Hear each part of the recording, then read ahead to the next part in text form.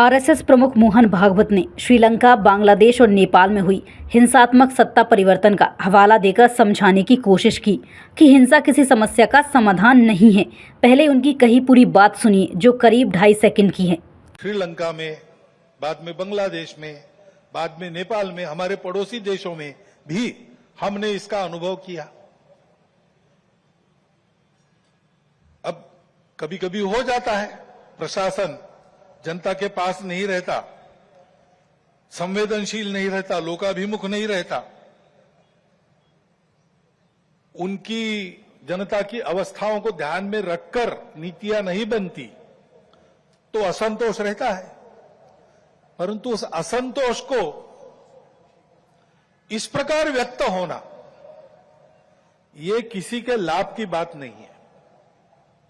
अभी अभी प्रमुख अतिथि महोदय ने कहा, 25 नवंबर के भाषण की याद की, उसमें इस प्रकार के जो आंदोलन है जिसमें इतनी सारी हिंसा और विनाश होता है, डॉक्टर अंबेडकर साहब ने उसको ग्रामर ऑफ अनार्की कहा है। प्रजातांत्रिक मार्गों से भी परिवर्तन आता है, ऐसे हिंसक मार्गों से परिवर्तन नहीं आता है। एक उथल पुथल हो जाती है, लेकिन स्थिति यथावत रहती है। पूरे दुनिया का अभी तक का इतिहास देख लीजिए, जब से ये उथल पुथल वाली तथाकथित रिवॉल्यूशंस, क्रांतियां आई, किसी क्रांति ने अपने उद्दिष्ट को प्राप्त नहीं किया।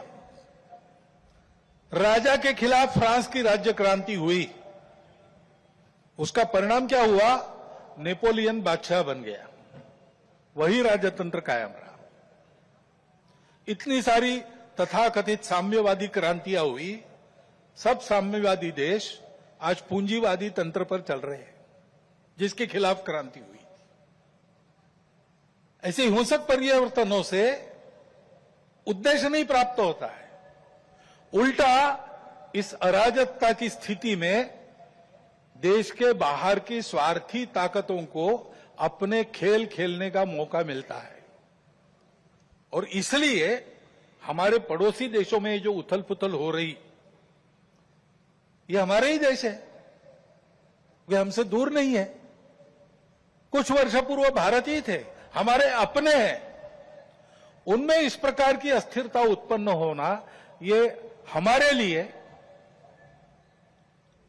हम केवल उनके पड़ोसी हैं इसलिए नहीं, वो सब हमारे अपने देश है, इसलिए चिंता का विषय है।